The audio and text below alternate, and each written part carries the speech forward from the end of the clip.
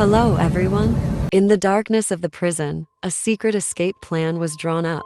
But no one expected that among the sisters who had lived and died together, there would be a traitor. The escape was thrilling, tense, and breathtaking, and the ending left everyone speechless. Don't miss the last minute, everything will be completely reversed. Another peaceful morning began in the familiar countryside. The sun had just risen. The morning dew still lingered on the leaves.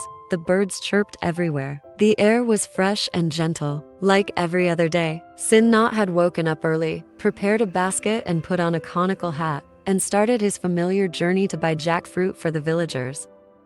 Sinnhat carries the heavy, fragrant jackfruits to each house. The cheerful laughter, a few small stories while weighing and bargaining, are an indispensable part of every morning. Despite the hard work, working in the sun and rain all over the village, Sinnhat's face always radiates a calmness and sincere smile. She carefully chooses each jackfruit that is just ripe, not too soft, not too young to bring to the market to sell tomorrow.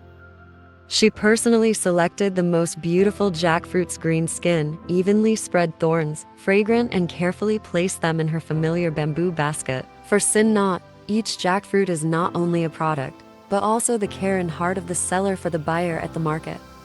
Sinnhat is a mute, gentle, and hard-working girl. Although she cannot speak, she always uses actions to express her heart. Every day she goes to buy jackfruit, quietly earning a living with her small hands. Everyone who meets her loves her for her kindness and gentle smile. However, it is her weakness and silence that make her an easy target. People do not love her. They want to take advantage of and harm her without any hesitation.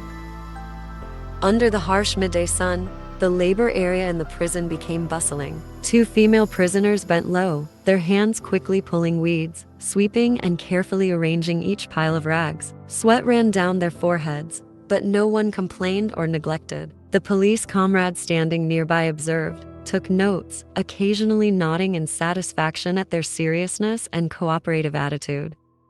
But behind those seemingly unconscious movements is a silent, calculated exchange. Each time a piece of cloth is placed down, a woman arranges them in the order and shape agreed upon in advance. 3 pieces horizontally mean safe, 2 diagonally mean dangerous, 1 folded piece lying alone means careful. No clear words, no suspicious gestures, all are just trivial actions that seem random in daily work.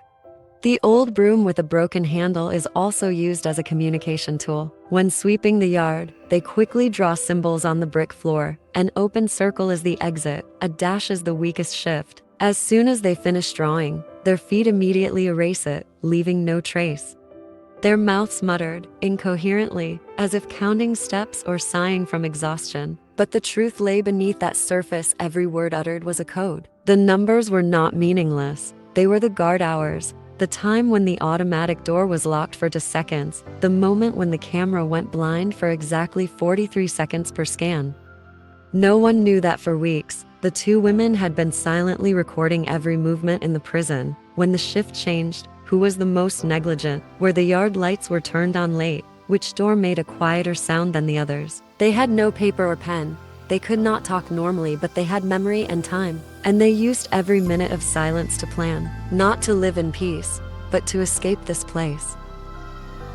Their mouths were still mumbling. The sound was as disjointed as the sound of counting numbers in the wind. Suddenly, footsteps sounded right behind them.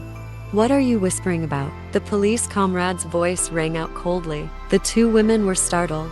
Their hands stopped. One woman quickly lowered her head and coughed. The other supported her and hurriedly said, "Yes, we were just talking about old people, comrade." Whispers, furtive glances, no matter how well hidden, could not escape the eyes of the prison. Hearing the repeated murmurs, a few police comrades began to suspect. They did not say anything, but their eyes had changed colder, more inquisitive. From that moment on, the 2 women were closely monitored. Every step, every bow of the head to blow grass, was followed by eyes that did not leave. One police comrade even stood nearby, arms crossed over his chest, observing them every second.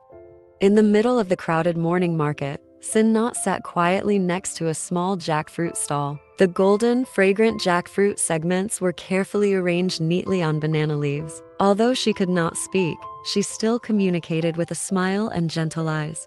Her hands quickly weighed, wrapped, and received money without a moment of rest. Sweat beaded on her forehead, but she did not complain. Each portion of jackfruit sold was a little income a life gathered from silent and honest labor. Right after selling all the jackfruit, she returned to her small family, which gave her a sense of peace. Even though they narrowly escaped, the police officer's cold gaze was still following them. It was no longer normal surveillance, but vigilance, tense as a bowstring. After work, the two prisoners were taken back to their cells. The silence of the officers made the atmosphere heavy. The two women looked at each other saying nothing, but their eyes revealed one thing. The police officer had begun to suspect something, and the plan was in danger of being crushed before it could even begin. Despite being placed under strict surveillance and sent back to their cells early, the two women did not give up. Their eyes grew colder, reflecting unwavering determination. In silence, they continued to redraw new plans in their minds faster, more discreet, because once they started, it was either freedom or there was no way back. After personally locking the cell door, his eyes still filled with suspicion, the policeman turned and left. The iron door closed behind him, leaving behind the two prisoners in terrifying silence. The car rolled away from the prison, and a few minutes later, he returned to Sinnhat and his son. Arriving home, the police officer saw his daughter studying. He gently walked over, sat down next to her, and patiently pointed out each stroke of the letter, each math problem. Nearby, Sinnhat sat quietly, occasionally smiling at the father and daughter. The afternoon sunlight filtered through the window, clearly illuminating the peaceful faces of all three people. In that moment, amidst the worries and responsibilities out there, he clearly felt one thing. This was happiness, simple, warm, and more precious than anything else.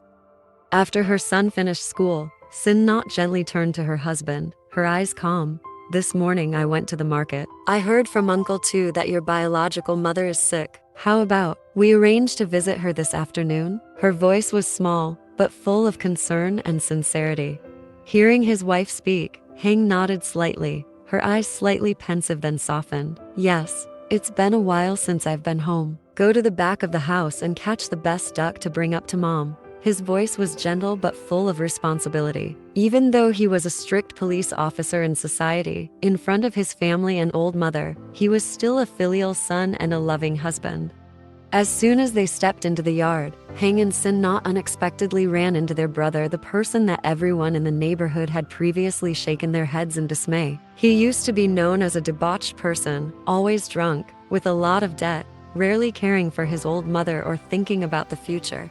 But today, before their eyes, was a different person. He was wearing an old but neat shirt, holding a hoe in his hand, just coming up from the backyard, sweat still beading on his forehead. His eyes were no longer cloudy with alcohol, but bright and unusually calm. Heng paused for a moment, looking at her brother as if she couldn't believe her eyes. Sinnhat also nodded slightly, his face showing surprise mixed with joy. After a few greetings and chatting with her brother in the yard, the couple entered the house together. The atmosphere in the small house was still as simple as before, with the scent of traditional Chinese medicine and the scent of a wood stove. Seeing her children just enter, Heng's mother, who was leaning against the bed, immediately propped herself up on her hands and stood up. Her old face suddenly brightened. "You guys are back? Oh, my gosh, I'm so happy," she said emotionally, her voice hoarse but full of warmth. The whole family gathered around a pot of hot tea. Laughter echoed softly in the old kitchen, bringing back memories that seemed to have fallen asleep. Mom told about the days when Heng was little, mischievously climbing a jackfruit tree and falling, and her brother hid wine behind the chicken coop to hide from his father.